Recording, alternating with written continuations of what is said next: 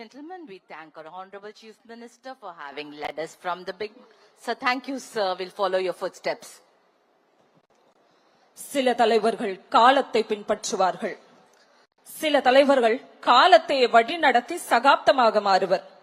மக்களின் கனவுகளை கொள்கையாக்கி, கொள்கைகளை சாதனைகளாக்கி, சாதனைகளை வரலாறாக்க இளைஞர்களின் நம்பிக்கையாய், மாற்றத்தின் மொழியாய், துணிச்சலின் குரலாய், புதிய தலைமுறையின் எதிர்பார்ப்பாய் திகழ்ந்து வெற்றியை நோக்கி பயணிக்கும் தமிழ்நாட்டின் வேகத்திற்கு பின்னால் இருக்கும் விசை நம் தமிழ்நாட்டின் மாண்புமிகு முதலமைச்சர் அவர்களை பேருரையாற்றிட அன்போடு அழைக்கிறோம்.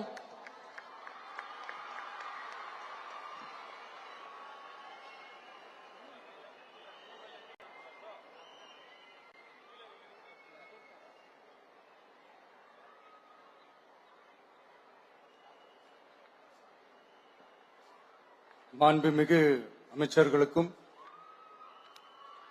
மதிப்பிற்குரிய சிறப்பு விருந்தினர்களுக்கும் அனைவருக்கும் என்னுடைய வணக்கம்.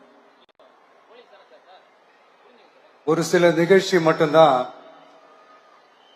மனசுக்கு ரொம்ப நெருக்கமா ஃபீல் பண்ணும், அதை நினைச்சாலே ரொம்ப சந்தோஷமா ஃபீல் பண்ணும். அப்படிப்பட்ட ஒரு நிகழ்ச்சி தான் இன்னைக்கு இந்த சிங்கப்பெண் சிறப்பு படைய தொடங்கி வைக்கிற இந்த நிகழ்வு. உண்மையிலே மனசுக்கு ரொம்ப நெருக்கமான ஒண்ணு, சந்தோஷமான ஒண்ணு. நம்ம பாட்டி, அம்மா, அக்கா, தங்கைகள், ஒவ்வொரு வீட்டில் இருக்கிற பெண் குழந்தைகள், இவங்க எல்லாருக்குமான பாதுகாப்பை உறுதி செய்வோம்னு சொன்னோம்.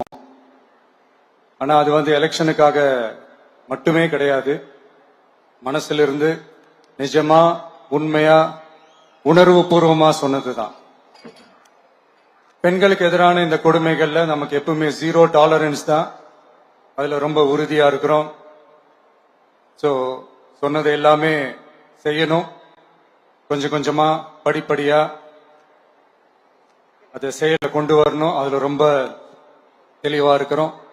அதனாலதான் ஆட்சிக்கு வந்த உடனே இந்த குறைஞ்ச நாட்களுக்குள்ளேயே இதை நடைமுறைக்கு கொண்டு வந்திருக்கிறோம். தமிழ்நாட்டில் இருக்கிற பெண்கள், பெண் குழந்தைகள் எல்லாருமே பாதுகாப்பா தன்னம்பிக்கையோடு இருக்கணும். அதுக்கான முதல் கட்டம் தான் இந்த ஸ்டெப்.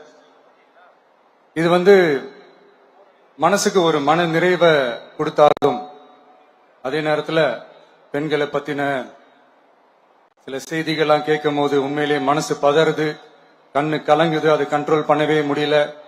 ஏன்னா நடக்கிற கொடுமைகள்லாம் யாருக்குங்க, நம்ம குடும்பத்தை சேர்ந்தவங்க தானே, எப்படி மனசு